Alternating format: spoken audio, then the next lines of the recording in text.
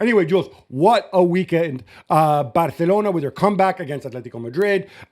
Inter winning big again, away to Atalanta. Huge win for them. Leverkusen, late heroics. Okay. Le Classique in Yes. Ligue 1. So I'm told, 19 points clear, but whatever it is, whatever.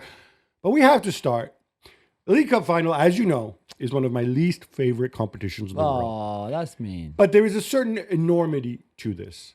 Newcastle United beating Liverpool in the final comprehensively. Yeah.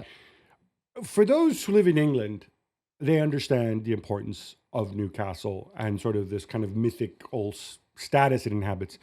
I think it's fair to say around the world, it's not quite as clear cut why Newcastle is so important, why this is such a big deal. They have this incredible stadium right in the center of town. They, for many, many years, they had the highest or second highest average attendance. It's an incredibly passionate place. They had not won a trophy famously since 1968 when they won the Intercity Fairs Cup, which was the predecessor of the Europa League. They had not won a domestic trophy in 70 years, 69 years, whatever it is. In 1955, 70 years. And they had so many near misses over the years. I think it was 9 straight games at Wembley that they'd lost. And so for them to go and win this game, just put it in some kind of historical context. Yeah, incredible. I mean, a wonderful day at Wembley 2 years after losing the League Cup final to Manchester United. This time not making the same mistakes that they made 2 years ago, controlling the game much more and maybe overall wanting much more than Liverpool did. For Liverpool, we can talk about later, another very disappointing performance. But I think all the credit should go, or most of it should go to Newcastle, the way they've approached the game. There was nothing new in the tactics. We knew exactly what the starting 11 would be, and it was that. We knew how they had to play to win and to beat this Liverpool team, especially in midfield, and just boss the game and boss the midfield, and that's exactly what they did. And then they've got in Isak, one of the best strikers in the world. We know that, and they were also very good on set pieces, which Liverpool struggles on. And I think we should point out about Newcastle as well. They were playing without probably their second biggest attacking threat, Anthony Gordon, suspended for this final for a very silly, for a very, very silly red card that he got a couple weeks ago. And so he lines up with Harvey Barnes, with Murphy. You know, again, good players, but we're not talking necessarily powerhouse. I know there's people talking about the Saudi money. Again, for people who don't follow Newcastle, we don't talk about Newcastle as often as we talk about Manchester United or Arsenal or Liverpool. But the reality is this is a team that has spent money, but they haven't gone crazy. They've stayed within the parameters. And you're right, on the day, Isak phenomenal. But I want to ask you, I'm going to guess you did not score many headed goals in your career. No. However, Dan Burns' header, the distance it travels, is that on the goalkeeper? Because a phenomenal header, but to be able to, when you're hitting when you're heading the ball from that far out, you know, there's only so much power you can put on it. Yeah. Although, to be fair, he's such a free header that I think the ball can go anywhere. He could have really directed the ball anywhere. Right. And he directed it where he came from the corner. But it's Alexis McAllister defending on him. And you can even see McAllister just giving up. He's not even trying to contest the ball. He's just like, okay, I'll let you, and then I'm hoping for the best, because McAllister should never be, even if it's a zonal marking where McAllister's role is just to kind of just bother a little bit Dan Burn, who's twice his size. After that, it's just a perfect header. I'm not sure Kelleher really can do any different. I know. I just love it. I had to mention at the top because I love it when big people do big Burn things. is Newcastle born and bred, so for him to score this first goal was just something fairy tale stuff. Yeah, we have to mention, though, without taking anything away from Liverpool, from Newcastle, Liverpool, they look flat. They look tired. Yeah. On top of that, I don't think Arne Slot's tactics and substitutions helped. No, definitely not. Terrible performance again. Poor from Slot. Well, you say again. They were much better. I mean, they weren't that bad against Paris Saint-Germain. But they were still not great. They were not great against Southampton in the first half. They were not good in Paris a few days before that. And it's very much the same. There's just nothing in that team, even with the ball. The Chiesa goal is good at the end, but there's not enough from them. Jules, let's go back and give Newcastle some love here. And I want to start actually with Eddie Howe. I am not a big Eddie Howe guy. It's not that I think he's bad, but I always think I find him sometimes difficult to understand how he approaches things.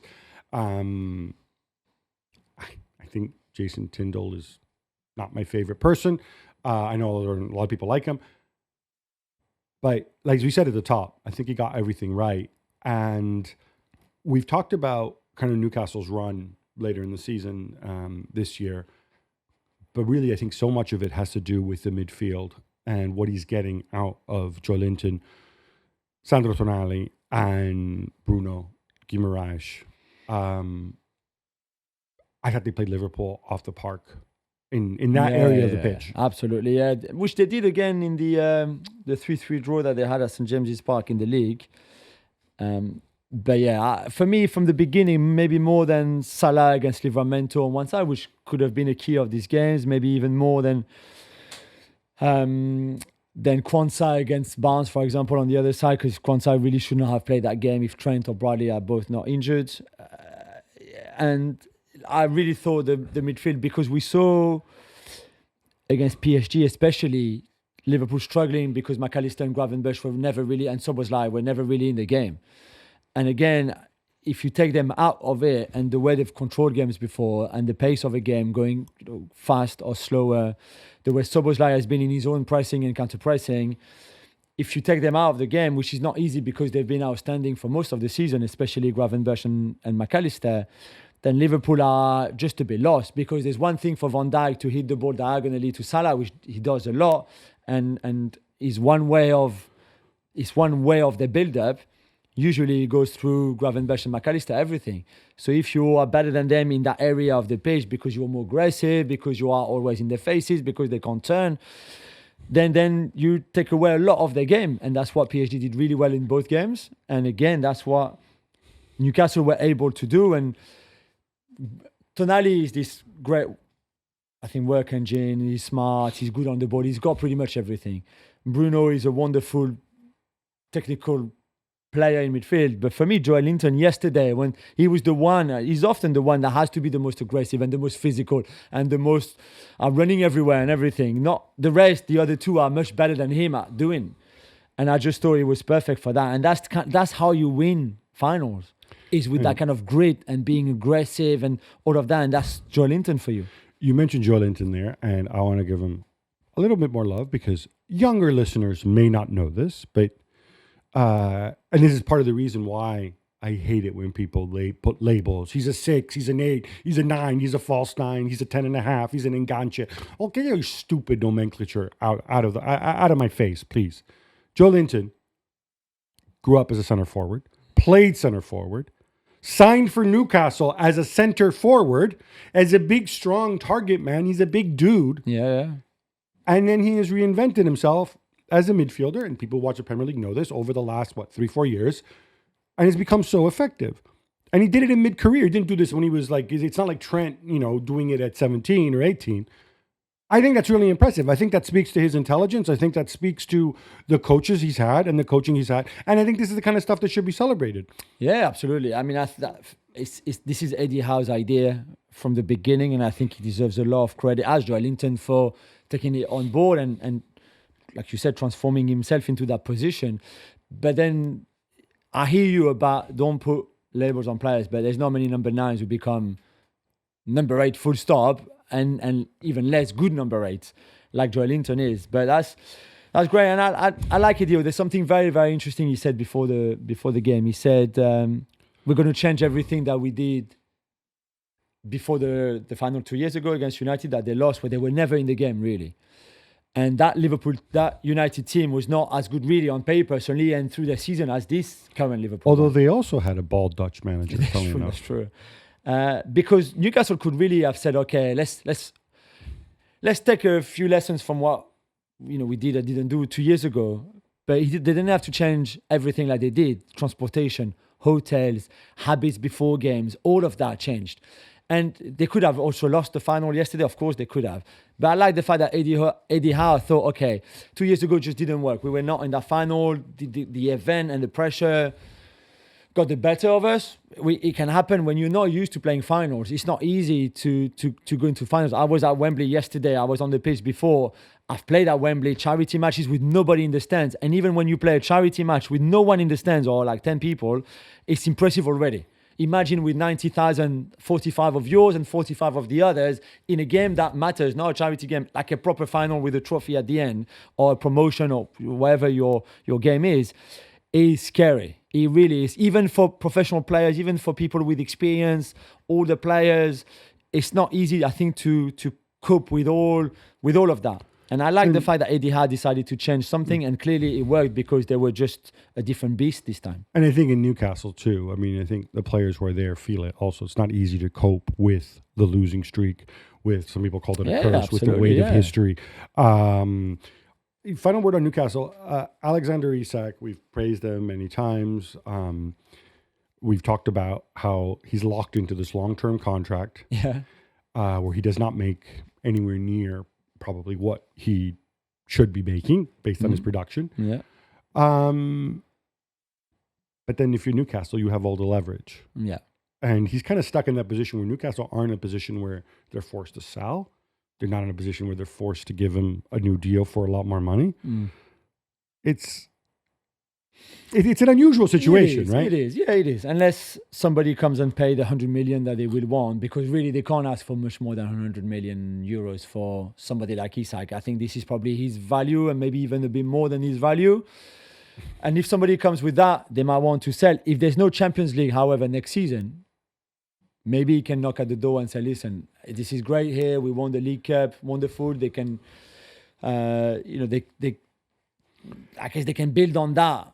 But really, a player like him has to play the Champions League every single season. And if Newcastle can't really guarantee this, then I think he's also in the right of saying, I loved it here. It was great. Thank you, because I went to another level in my game. But now I want to go to a team that can win the Champions League every season, which is not them. Yeah, and I think the interesting one is, I mean, when you talk about, the number 100 million, we've talked about how the transfer spending has been depressed and is going down, and we expect transfer numbers, transfer fees anyway to go down. I think, again, the difficulty is 100 million. There's a finite number of clubs who can afford to pay 100 million pounds for him. And some of those clubs don't need a center forward. Many of those clubs can't afford it. I mean, could there be a scenario, maybe some post-Kane Bayern? Could there be a scenario if Arteta ever decides to spend on a striker? I'm not sure. I mean, I don't think Arsenal can spend 100 million now on somebody else unless unless they sell Nwaneri to Real Madrid or whatever. Not going to happen. I'm joking. Please don't freak out. Real Madrid have locked up all their money in strikers. But for example, I think... I'm saying this is good news for Newcastle. No, it is. Maybe.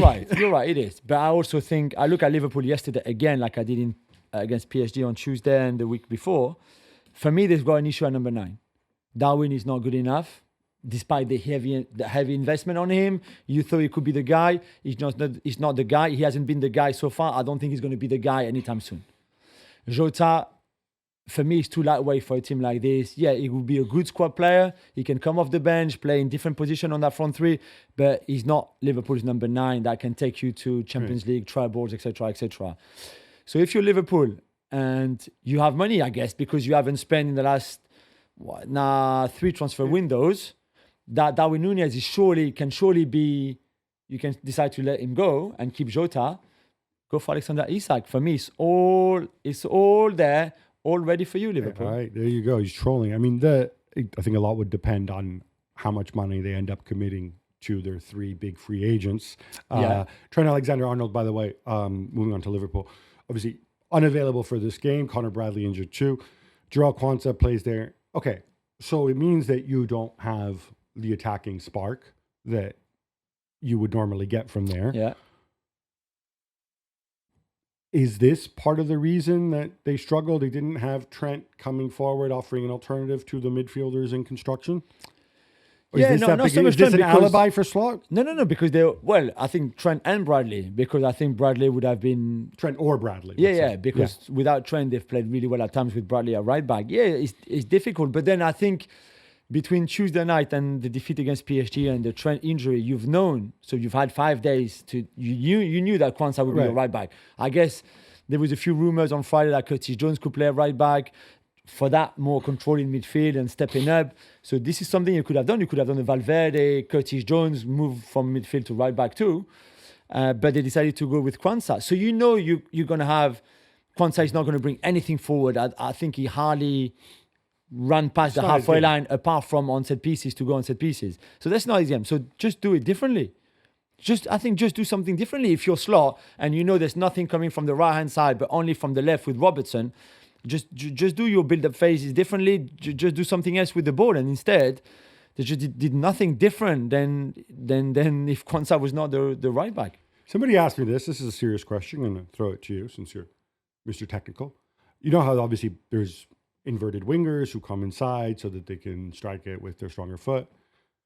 Now, there's a long history of right-footed left backs, probably mostly out of necessity. I can't think of many left-footed right backs. I'm sure you can maybe think of some. Yeah, no. Ferland Mendy played there. But would that have been an option?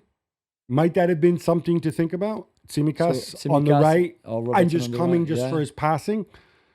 Or is that just stupid?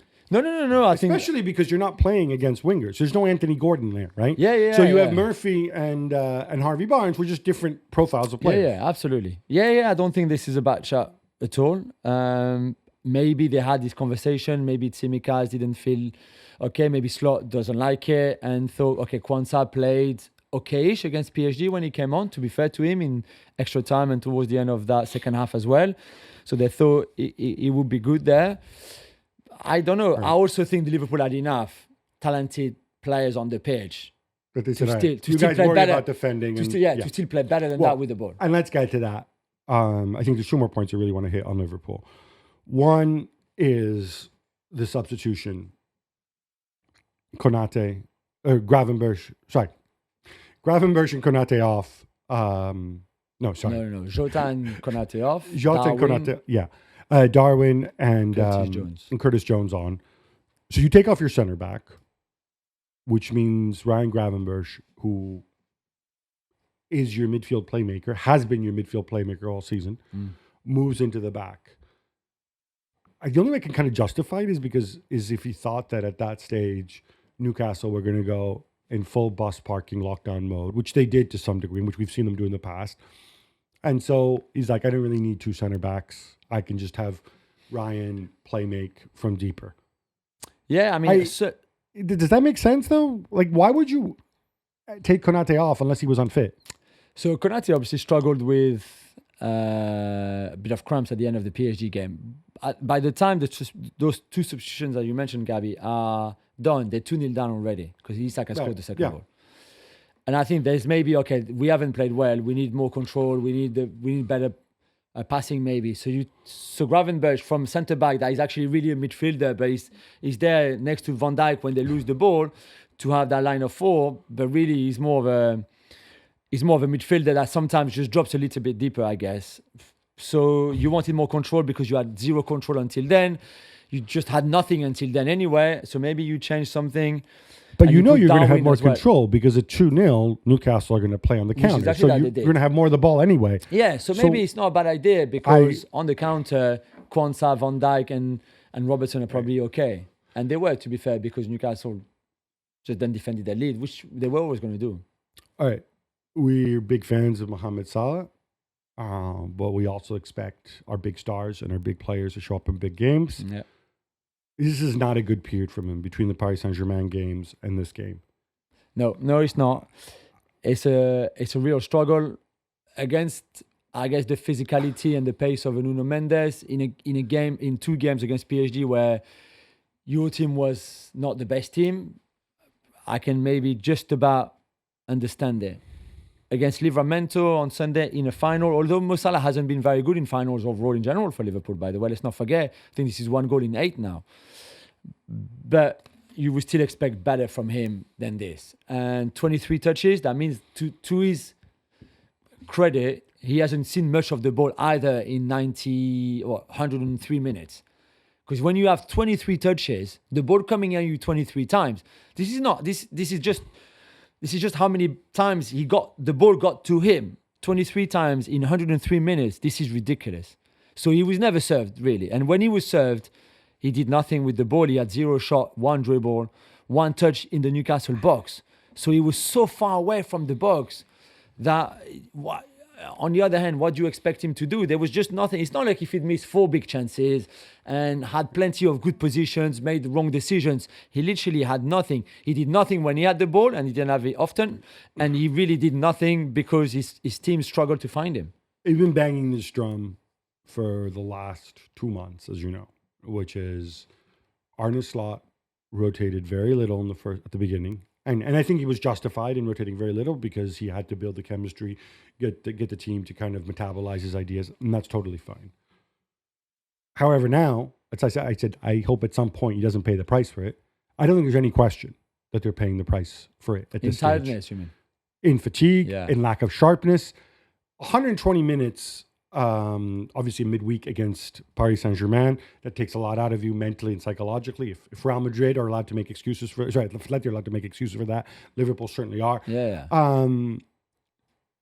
I'm just wondering, is this part of the learning curve? Because at Feyenoord, he used his whole squad, and he used his whole squad a lot. I just wonder, looking back on it, like, yeah, we've won the title. We will win the Premier League title. That is the most important thing. That is a tremendous achievement. But everything, nothing is for free, right? That comes at the expense of the situation where now you kind of pay a price for it. Yeah, I think the mistakes, for me, the mistakes he made were against Southampton. So between the 2 PSG games, only making 3 changes, I thought that was ridiculous from him, because they would have won the game. And even if they hadn't won the game, they were still they're so clear of Arsenal in the league that even a draw, they would have taken it. So then after that, you just make the 3 substitutions that you made from the PSG first leg, again after Southampton, to the PSG second leg. And then again, it's the same team that played again, bar Trent, in the game against Newcastle. So between PSG, Southampton, PSG, Newcastle, those 4 games in 2 weeks, that's a lot of games. One, as you said, that went 120 minutes. The first game against PSG, where they ran after the ball for the whole 90 minutes because they never had it and they were under pressure, even if they were playing deep. Then the Southampton game, okay, first half was terrible. Second half was a little bit better. I don't think that took much energy off them. But still, it was 8 of the 11 that started 3 days before that played again. And those same 11 after that, and the same 10 out of 11 again on Sunday. That, for me, more than earlier in the season, this is where really he made a mistake. And that's why I think Michael Edwards and Liverpool have so many big calls to make over the next couple months. So there's obviously the 3 free agents, Trent, Virgil, and Mohamed Salah. I hope the whole pay him what he wants brigade just go away and understand the reality of the situation. We said, yeah. There's a price where it makes sense. There's a price where it doesn't make sense. In some ways, you have a tremendous amount of flexibility. Should you have to say goodbye to 1, 2, maybe even all 3 of them, you then free up a lot of money to bring in others. You have to be smart about that. Yeah. I think without question, you have to bolster the midfield with somebody who can play Ryan Gravenberch's position. Other than Endo, yeah. But it's not Endo, obviously, as somebody who can fill in for Gravenberch better than McAllister. Because when you put McAllister there, you're taking him away from somewhere else, and there's a knock-on effect. Yeah. The strikers are obviously a situation that needs to be addressed. Virgil van Dijk, even if he stays, isn't getting any younger. I would have to ask a lot of questions about Konate's injuries. You may need, Bradley, I suppose, can deputize at right back. So there is a lot. For teams that won the title, there's a possibility that this will be a big, big summer of change at Liverpool. All right, enough of the League Cup. How about some quick hits instead? Let's go, Gab. Barcelona come from 2 goals down on the road to beat Atletico Madrid 4-2 and go back to the top of La Liga. Jules, this is one tough-minded team, and they're not fragile. I was wrong about them. We were wrong about them. Why were we wrong? Because it's they're at home. Atletico had the upper hand. They're leading the XG. It's easy peasy. They're built for the battle. And Barcelona go wonky, and there's 20 minutes to go. I thought, they're not coming back from this. I don't think I was wrong. I never said that about Barcelona. Well, I did.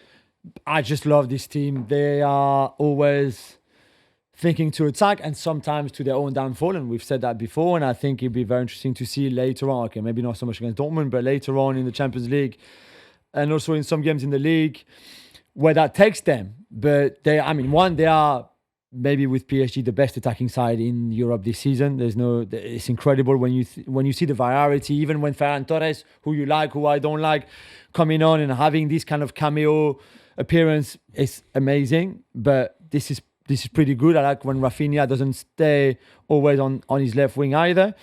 And they can score 2-3 against anybody, really anybody. Yes, they can also concede 2-3 against anybody, but they can score against anybody. So I knew that at 2-0 down that I didn't think they would win the game, to be fair. But I thought, okay, they're going to keep attacking, they're going to keep trying. They might and they're score going to one. give up another goal in the break. Exactly, maybe. I thought Correa's going to come on and he's going to make it 3, and he's going to make it 3-0. But no, it didn't happen. Absolutely. But I also thought that Barca would keep trying and keep attacking and they would score at some point, inevitably, because they always do.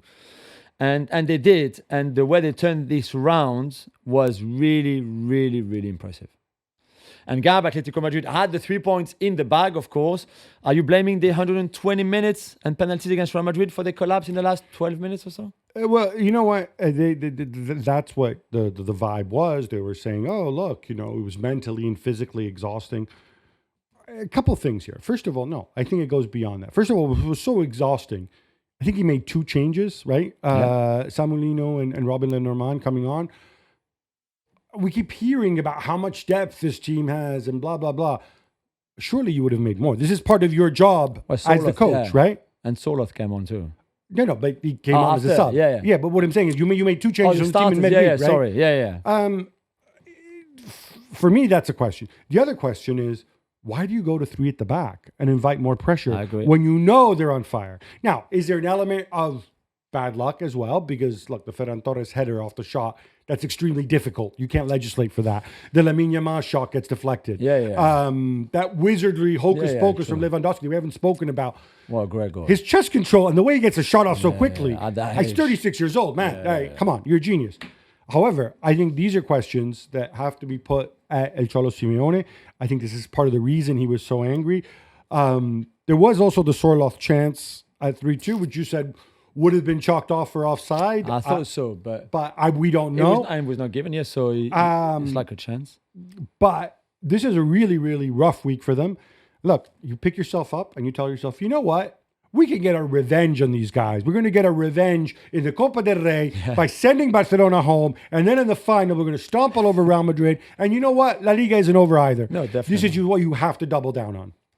Jules, Kylian Mbappe has come in for some criticism this season, but he scored both goals in Real Madrid's 2-1 win at Villarreal and is now up to 20 in La Liga already. Yeah, he's got 31 for the season in all competitions. And obviously the season is not over with Champions League and the Copa del Rey. And La Liga is still very much on for Real Madrid. I think he will do better in his first season than anybody has ever done in the new signing for Real Madrid, including Cristiano, including, I don't know, whoever you want, Higuain, Benzema, etc., etc. So his numbers in terms of goals are very close to what Ronaldo, Van Nistelrooy, and Cristiano got in their first seasons. Yeah, but he still has potentially and he still has some another games 15 games or so Yes. if they go all the way. So good. He's tired. He said it after the game again, but he loves it when he's decisive like that. The 2 goals, the second one especially, is great. So it was a tricky game, to be fair, after the 120 minutes on Wednesday night against Atletico. They go to Villarreal. We've been really good this season with Alex Baena, your Shushu, your favorite player of the season. And to be fair,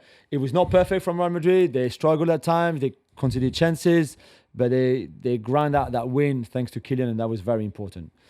And to stay with Real Madrid, Gabby, they were furious that this game was played less than 72 hours after the midweek Champions League clash with Atletico, despite twice asking La Liga to move it. Is Carlo Ancelotti right in saying that next time, if they have to play with less 72 hours of recovery, they won't turn up? No, sorry, Carletto. No, you're wrong. This is not your right. Now, it's not acceptable. And they say 2 different things, and we don't know who's telling the truth. Real Madrid say they twice asked La Liga to move it.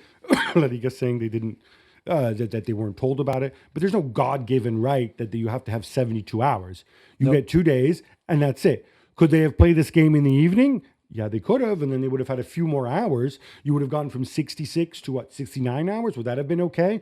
Should they have played this game on Sunday? La Liga maybe, but La Liga running a business here, right? You like it when you can sell these TV rights around the world, right? The big game, Atletico Barça, was on Sunday, understandably.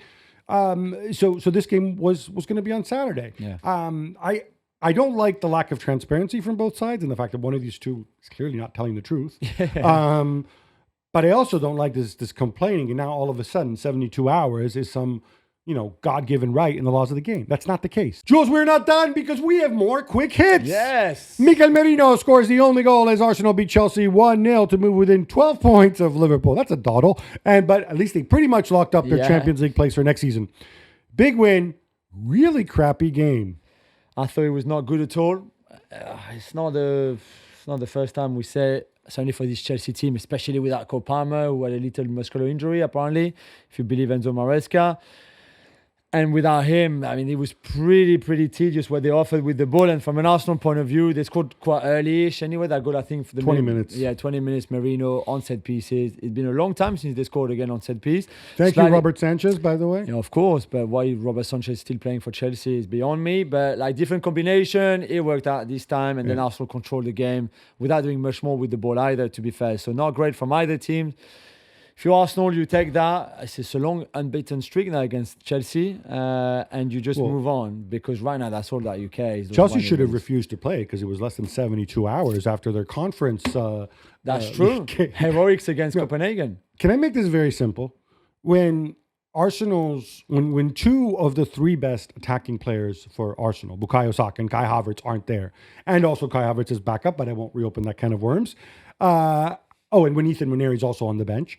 And when, for Chelsea, their top, as Manesca points out, their top three scorers from this season, Nico Jackson, Cole Palmer, Noni Madueke, are all out. Yeah. As is Nico Jackson's backup. Maguire, whatever. Favorite. You're not going to see great attacking play. You're going to see a lot of lumbery stuff. And it was really a bad game. It was a bad game. Goals from Carlos Augusto and Lautaro Martinez give Inter a 2-0 win away at Atalanta. Gab, this was impressive. But are you okay with them talking so openly about winning the treble? Not treble, as Inzaghi says, quadruple. Quadruple, okay. Because it's kind of the Club World Cup too. Sure, why not? They're going to go for it. Will they win it? I think the odds are definitely stacked against them. But I thought this was a really grown-up performance against Atalanta.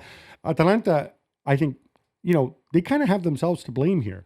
Because they were being outplayed by Inter really from the start. Remember Thuram hitting the woodwork early on. And then they're only a goal down when Ederson gets himself sent off in the dumbest way possible. Okay, you're absolutely right. There should have been a foul. But then you turn around, dissent, you get the yellow. That's fine. Then walk away. What does he do? He applauds. Claps the referee. Come on. And then, of course, Gasperini says, oh, look, I've only been sent off 68 times in my career. Let me make it 69. And he gets himself sent off for no reason. And you kind of lose your rag. And then you look at the XG at the end of the game and you realize Inter pretty much destroyed them. I think without too much of an effort. Yeah, so well done to them. Manchester City are held at home by Brighton 2-2 in a game I thought could easily go either way. Jules, Bernardo Silva, De Bruyne, and Foden all start on the bench. Right move to put your creative players out? Doku and Savinho are also running creative straight players. lines very fast. But they're still creative. You made it an open game that way, obviously, which is what I think also Brighton wanted, and Brighton are very good when it's an open game. And to be fair, I thought in the end that Brighton probably deserved it a little bit more if they'd won it, but the draw is probably a fair result. But you like control, obviously, if you're Man City, from a Man City point of view, without them three. And they're not on good form, neither of them. Bernardo, by the way, came on and came off injured. De Bruyne is not on good form. Foden is not on good form either. So it's a tricky one maybe for Pep. The more I watch the City team, the more disappointed I am overall. And I know they could have won that game probably. With a Nico header. He hit the post, although Brighton also had chances. But they were not very good either still. And they're a dumpster fire defensively. That midfield, Gundogan looks like a ghost of himself. What did Kovacic do? What did he do? Like forget to wash his jock that he can't get into the team? I don't understand. Yeah. It looks like he's just experimenting at this stage. Yeah. Bayern are held at home by Union Berlin. I think he was in Berlin actually. Standing keeper Jonas Urbig parries the ball into Benedikt Hollerbach's path. Gab, they looked flat. They did. And look, again, they also had the midweek game against Bayer Leverkusen. Yes, but they won 5-0 in aggregate. They managed just 3 shots on target. You expect them to do better. They took the lead late. Nice work from Stanisic. Yeah. But again, I don't need to see Gnabry. Bayern are a mystery to me. They could be the worst team to win the Champions League and League double. Nah, in that's a history bit harsh. in companies. The That's worst a team bit to win the harsh. Champions League and double and league. It's No, not but harsh. like, Not harsh. They are better than They what have you're so many saying there. margins. There's such margins for improvement. Yeah. That's a nice way to Yeah, put it. sure. Paris Saint-Germain beat Marseille 3-1 to go 19 points clear at the top of Ligue 1. Jules, if we take the Liverpool game out of the mix, they haven't lost since November. They haven't, and I mean, they haven't lost in the league. Stop. They are working on this league. I'm not sure how good it is for Ligue 1, but anyway, they were not at their best at all on Sunday night. Maybe they were also a bit jaded from the Liverpool game. Maybe their mind wasn't there so much in this Marseille game. They won 3-1. They could easily have won more. They gifted Marseille a goal. A game that was marred a little bit by insults from the PSG ultras towards Marseille, towards Adrien Rabiot, his mum, his dad, who passed away a few years ago from a very long illness. So maybe not the best thing to do, really. I know it's a classic. I know the rivalry is huge, but come on. It was, in the end, they were still too good for Marseille and De Zerbi. Mason Greenwood on the bench again. Yeah. Fiorentina spanked Juventus 3-0 and the Bianconeri dropped to 5th place now. Gabi, Thiago Motta coming back next year? I don't see how he should. I don't see what he does. It's not just a football. It's, again, You can give him a bit of Vlahovic. time, maybe. Give him a bit of time, no? Or you don't think time will help?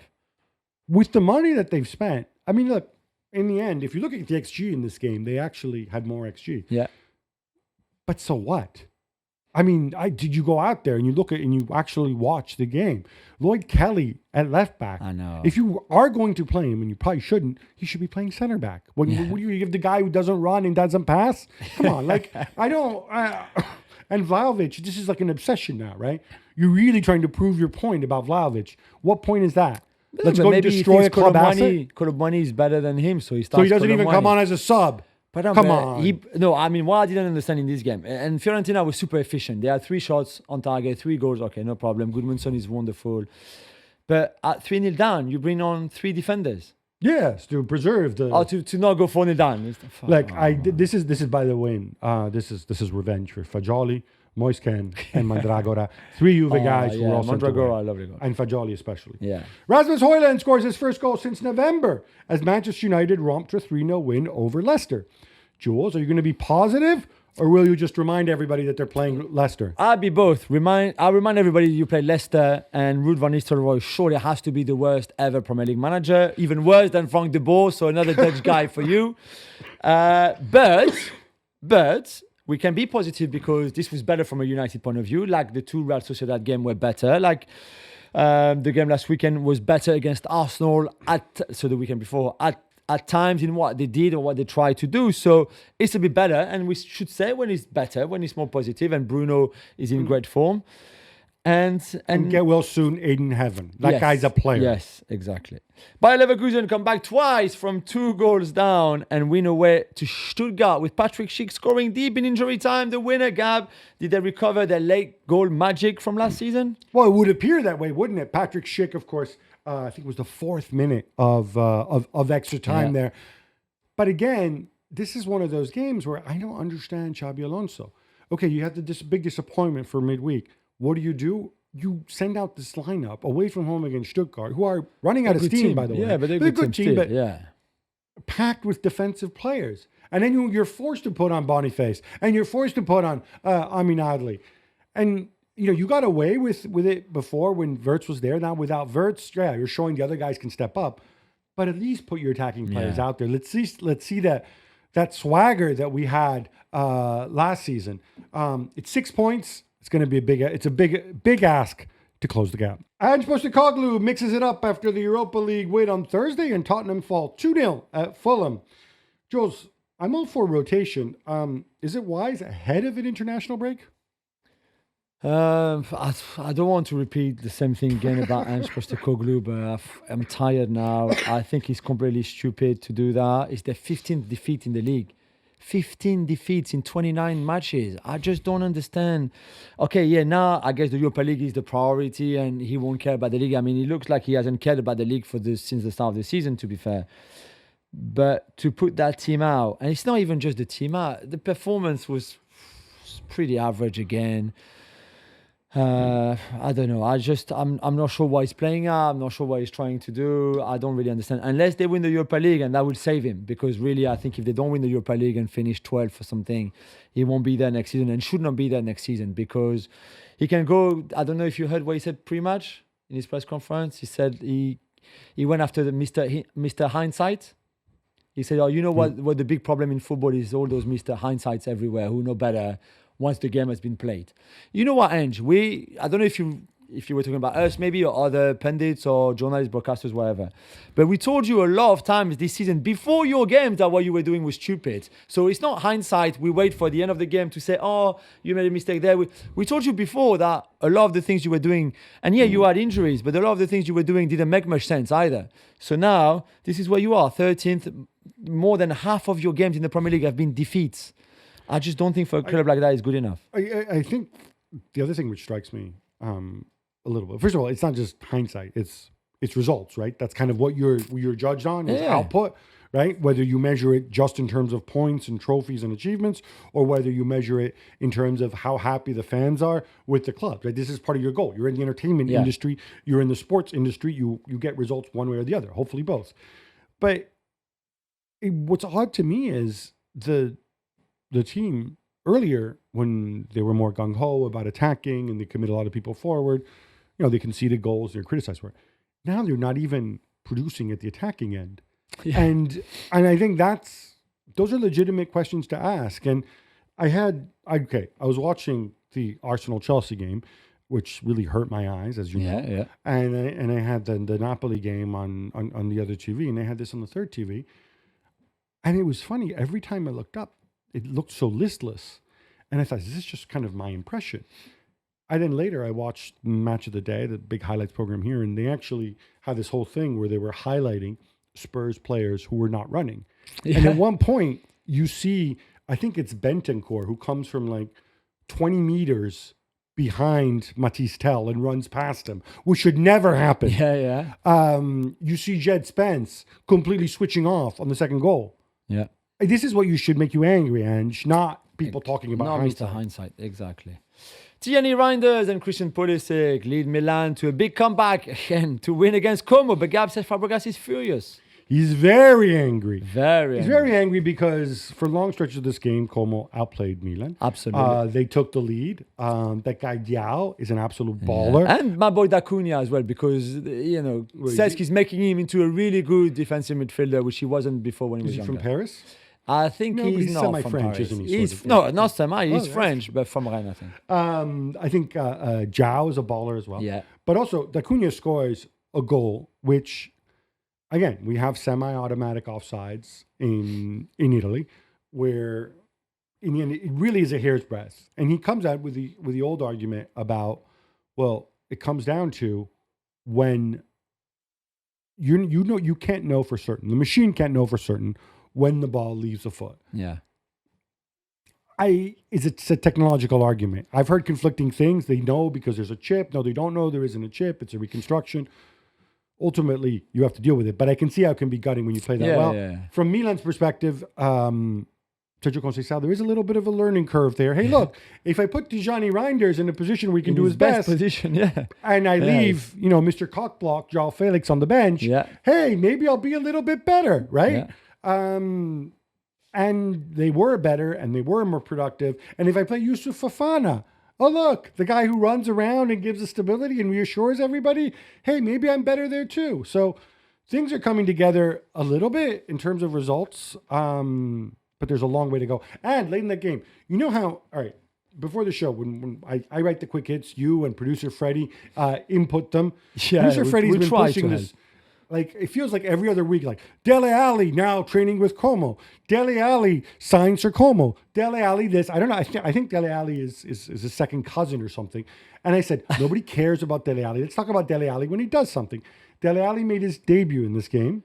2 years after his last game, I believe. 2 years after his last game.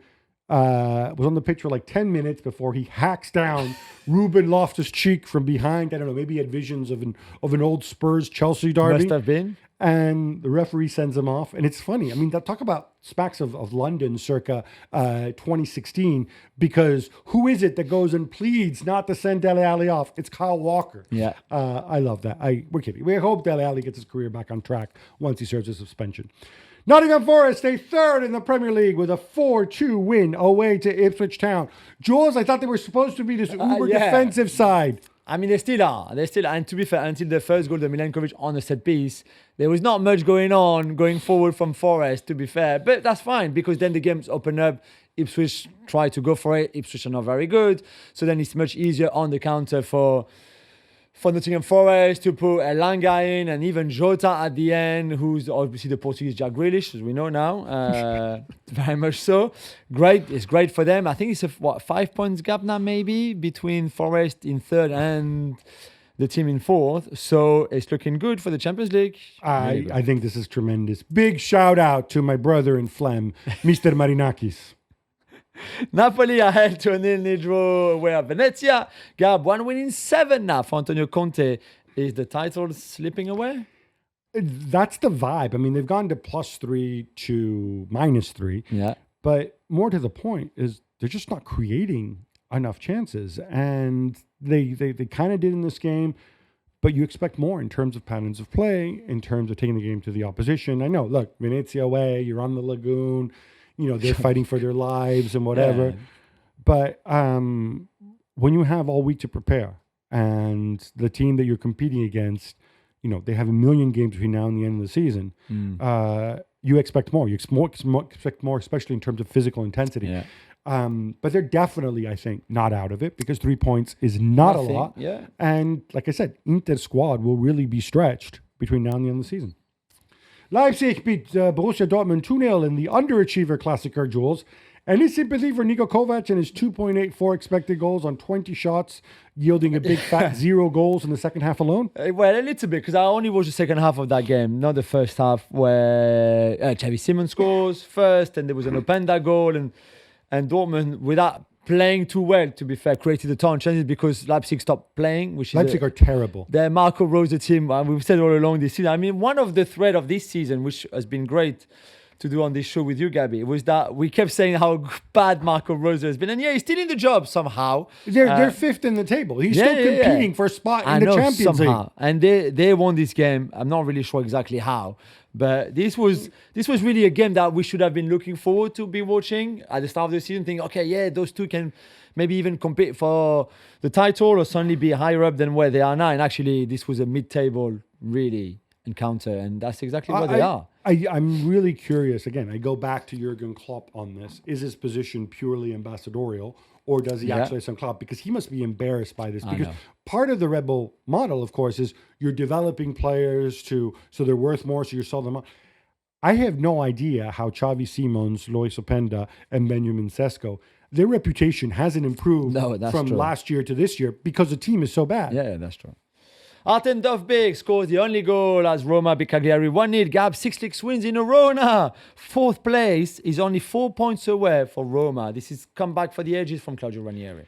It's pretty remarkable. The Magic Man bouncing back after getting knocked out of the Europa League, by the way. Yeah, thanks to Mats Hummels. Oh, let's not be mean to Mats Hummels. Really? After 10 minutes? He made a bad mistake, but he was good before that. Well, whatever. Yeah, it is pretty remarkable, and maybe the Freakins are onto something. Maybe we're going to try to convince him to stay. It's time. It's Texter time. Sorry, Marinakis. Jules, 2-1 down with 12 minutes to go, and then they unleash a can of whoop-ass on Le Havre for their 5th consecutive win. Yeah, they won 4-2 in the end. George Mikotadze with one of the goals of the weekend, all leagues together. It was outstanding. He's been on fire, really, recently, coming off the bench for Lacazette. We saw a first goal for Thiago Almada, for example, for our friends in Argentina, who was, I thought, outstanding in this game, really. And Le Havre feels a bit harshly done because they were good, they defended well, they took the lead, and then there's a few decisions from the referee that maybe went a little bit against them. But for Lyon, they back very much in the Champions League places. They don't even need that because they're going to win the Europa League. Of course, they're going to be united and win the Europa League too. But yeah, it was a big win for Paulo Fonseca as well, who was obviously still very much But suspended. surely he had nothing to do with it because he's suspended. Yeah, he can't talk to anybody. That would for the whole violate the day. spirit of the rules. Exactly. So well done to Lyon. Gab, all season long, we've talked about Joshua Kimmich's imminent free agency, where he could go next season and who should buy him. And well, now he's put pen to paper and he would be staying at Bayern Munich. This is where I have to give a shout out to our very cynical northern colleague, Mark Ogden. Yeah. Because I was with him in Munich, in Leverkusen for the Bayern Munich Champions League game, and I said, look, I said Bayern Munich are overcoming a lot of adversity this season. New coach, company was ninth choice or whatever he was, and the Kimmich situation. I wonder where Kimmich can go, and he's like, well, I'm not going to try to do his mumbly northern accent, but he basically something to the effect of, oh, look, it's all just a ploy. Kimmich is going to stay. Yeah. And I said, well, no, but, Christian Falk and Bild reported they took it off the table. Surely, Arsenal could use him. Real Madrid could use him. Yeah. So many teams could use him. He's like, no, he's going to stay. And he was right. And And then he texted me and he says, look, I'm a big cynic. Yeah, but if you're cynical like I am, if you're dark and northern and cynical like I am, you're usually right. And I have to say, Mark Ogden, you were correct. Absolutely. This is a really big coup for Bayern. I'm a big Joshua Kimmich fan. I know some people like to complain that he hasn't won everything the way some of his predecessors did. This is not an easy place to be the boss. That's and I think he will. When Manuel Neuer exits stage left, which I'm assuming at some point he must, right? He will. Or he'll injure himself brushing his teeth or something. He will be the permanent club captain. Yeah. And deservedly so. I deservedly yeah, so. absolutely. Chelsea beat Manchester City in the Women's League Cup final. Jules, I guess it's not that surprising when they're 12 points clear of them in the league and City have just removed their manager.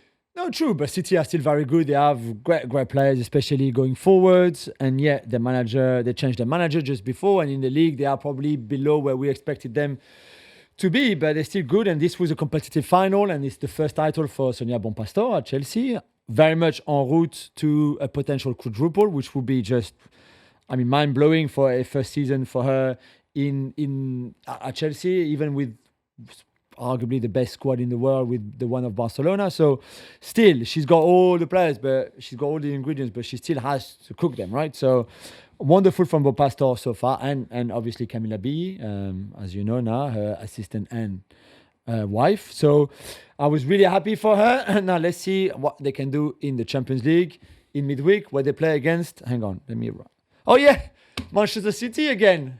First leg will be, I think, in Manchester. And then they play the second leg the week after. So a lot of Manchester City against Chelsea coming up in our show. And by the way, for those who don't normally watch women's football, UEFA doing something very clever, I think. The Women's Champions League this week is Tuesday and Wednesday. Yeah. And so they will not be competing with any high-end men's football. That's true. And it's amazing that a lot of times when women's football gets big audiences on television, it's a lot of men who just like watching football and they just watch it for the football. They don't necessarily follow it. So I think this is a big opportunity to showcase some really big games coming up on Tuesday and Wednesday this week. The Azteca Stadium in Mexico City is getting a new name, Gab, and a lot of people don't like it. Yeah, the traditionalists don't like it. It's going to be known as Estadio Banorte after the Mexican bank who's sponsoring the refurb for, I believe, at least the next 12 years. Like, in the end, it doesn't really matter, right? The League Cup isn't really the League Cup. It's named for something else, but I still call it the League Cup, right? Exactly. The reality is somebody's got to pay for it. And also, it's not going to be called that, I'm assuming, at the World Cup because all the sponsor names go away. Absolutely. So I don't quite know what these guys... Mexico Stadium, it will call a third different name. Yeah, the Hugo Sanchez Stadium, maybe? I don't know. Ugly scenes in Montpellier, Jules, where the game against Saint-Etienne had to be abandoned. Yeah, really sad, Gabby. The ultras behind one of the goals set flares on, set the stand on fire, just as simple as that. And they broke a lot of the seats and threw them onto the pitch. Obviously, Montpellier having a disastrous season. They're going to go down. There's a lot of problems in there. And they were 2-0 down against Saint-Etienne, a team that is also fighting not to go down. And the ultras had enough. This is not how you should demonstrate that you've had enough. We've said that many, many times. This is not acceptable as a behavior. It's also it's damning for you, for your club. It's penalizing your club because they will have to play behind closed doors. It's not going to help. They will have potentially, well, I think this game will be lost. They might have points deducted too. So this is, I know you're expressing your anger. We understand that, but it's counterproductive to your own club, the team that you support. So it was terrible scenes. Obviously, the security of the players and the fans in the rest of the stadium was not guaranteed. That's why they had to abandon the game. It's another low for what Montpellier have been going through the last few months. I wonder about this because this is often the whole point when a team is losing, when fans feel like they have nothing to lose, they just want to vent their anger. The question of how to punish them when ultimately it's not really going to affect them. Because once they get to the point, I mean, once they're mathematically relegated, what are you going to do? Give more points penalties this year? They're not going to care, right? Yeah. Is there talk, or is there the possibility of, if you do find yourself in that situation where you dock points in the next season where they actually matter? So in other words, docking points in the second division, if this happens again. Yeah, maybe. I think they would play, I think, behind closed doors for, I think, probably, I would say, I think they probably have 4 or 5 games left at home, maybe 4. I wouldn't be surprised if all those games were behind closed doors. Sadly for the other fans who did nothing wrong, obviously, but we'd be penalised and not being able to watch and support their team. But that's probably where the discipline committee that is meeting on Wednesday night and will instruct this case, I think probably will decide to do. But yeah, you're right. It's an absolute chaos anyway. Nice draw with Auxerre 1-1. I think that's one Friday night, if I remember well, and that third in Ligue 1. But Gab, Sir Jim Ratcliffe, who is still the owners via Ineos, of course, says that he doesn't particularly enjoy watching them. I mean, so it's kind of funny. So this comes back to I'm not sure I find it funny. Well, he gave a long interview with the Times where he talked about sort of more involved owners, less involved owners. So this year, because of the kind of the 1 year rule that UEFA passed over conflict of interest, and because of course Nice are in Europe, like Manchester United, Ineos couldn't have any involvement officially with Nice. So he and his pal could devote all their attention to Manchester United. Yeah. And look what happens. United get a lot worse and Nice get a lot better, right? Absolutely. So that's the first point to kind of make here. Good point. Maybe Frank Hez doesn't. Do you think he misses Dave Brailsford's don't know. Maybe he doesn't valuable speak English. Info? Yeah. The other point, and this really bugs me. There's a type of football fan. I have no problem with casual fans, right? I like following. I like watching sports that I know very little about, that I don't follow regularly. I will drop in and watch kabaddi sometimes. I will drop in and watch cricket sometimes. I don't know it. I watch it. I know what I enjoy. I know what I don't enjoy. What I will never say about a sport that I don't know about is, oh, the level isn't high enough for me to enjoy this. I think if you do that, you are something that rhymes with banker. You really are a turd if you say stuff like that, because the level of this football, this is professional. The level of football isn't why fans watch the sport. There's 60,000 people watch Celtic every week. How good is the level of that football, right? Yeah. You watch it because of the excitement it brings you, because of the feeling, because of the history. You don't watch it because, oh, this level is sublime. And so what does Mr. How to Win Friends and Influence People say to the Times? That's right, Jim Ratcliffe.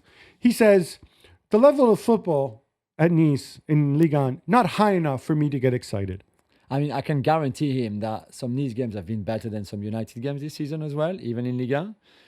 And also sell the club. If you don't want the club, if you don't watch your club, if you don't want to see it because it's not exciting enough, you don't like it, you don't like the league, sell it. It's not because you live next door in Monaco where you don't pay taxes, by the way.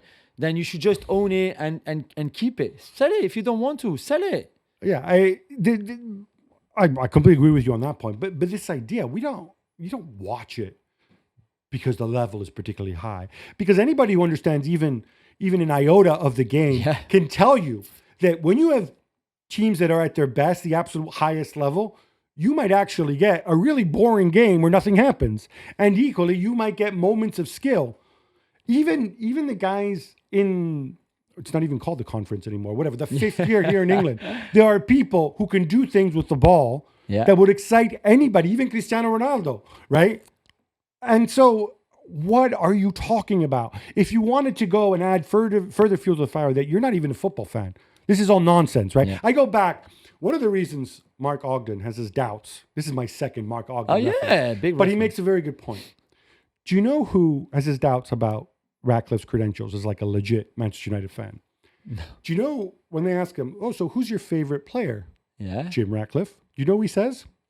I would think, I don't You're know, going to maybe guess. George bear in mind, Best. what? Jim Ratcliffe was born, I believe, in the mid-50s, right? Oh, yeah, he's 70 something. 74, So, 75, right? George Best. George Best, you would think? No. No.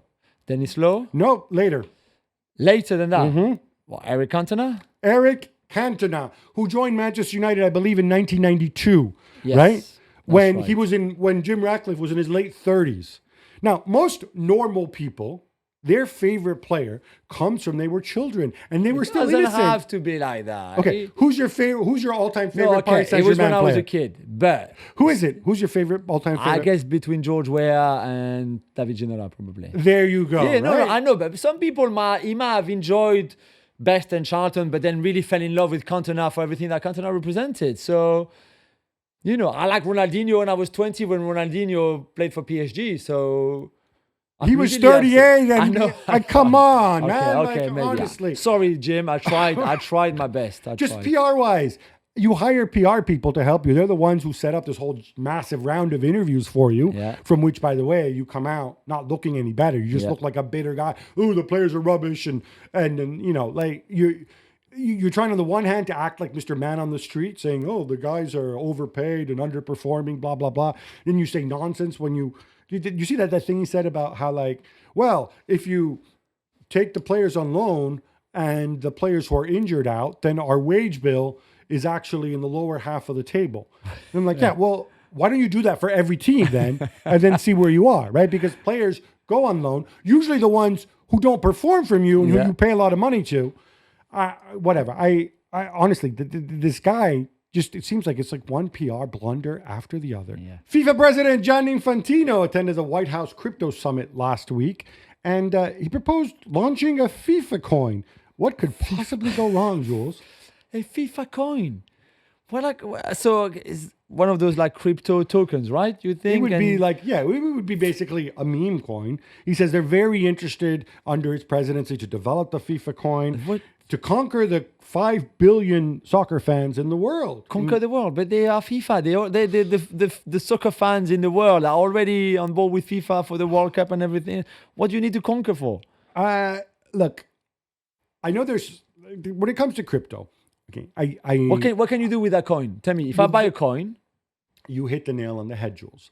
So I am not somebody who's anti-crypto. I believe in blockchain. I know people in that space. I think there are a lot of very good uses for it. However, there's also something called a meme coin, which, unless it offers you some sort of functionality, some sort of advantage that people want, and then it becomes tradable, you're basically buying nothing. It's purely speculative. This isn't like buying Ethereum or Bitcoin or Solana or whatever. yeah. This is just nonsense. Unless you explain to me, oh, yes, if you buy the FIFA coin, if you have enough FIFA coins, then you can turn them, you can, I don't know, buy tickets or do something else later or whatever. Otherwise, it's just a meme coin. This is how he presents it. And what's really funny is after he came out with this, somebody launched a meme coin called FIFA Coin, totally unconnected to FIFA. And it was a classic pump and dump scheme, right? Right. It gained in value, and then they dumped all the coin, and then somebody walked away with a lot of money from a bunch of gullible people. It's, Johnny, like, stick to the stuff you really know about. Yeah, exactly, This does not make you look good. Exactly. Billboards have appeared all over Moscow with a picture of Francesco Totti and the announcement that the emperor is coming to the third Rome. Yeah, so I had no idea what the third Yeah, you have to Rome explain was. to us. I don't think anybody has. I looked it up on the internet. So apparently it is part of kind of Russian lore, and it has to do with the Christian Orthodox Church, where the sort of the first Rome is obviously the original Rome, the eternal city where Totti is from. The second Rome is Constantinople, which is what Istanbul was formerly called.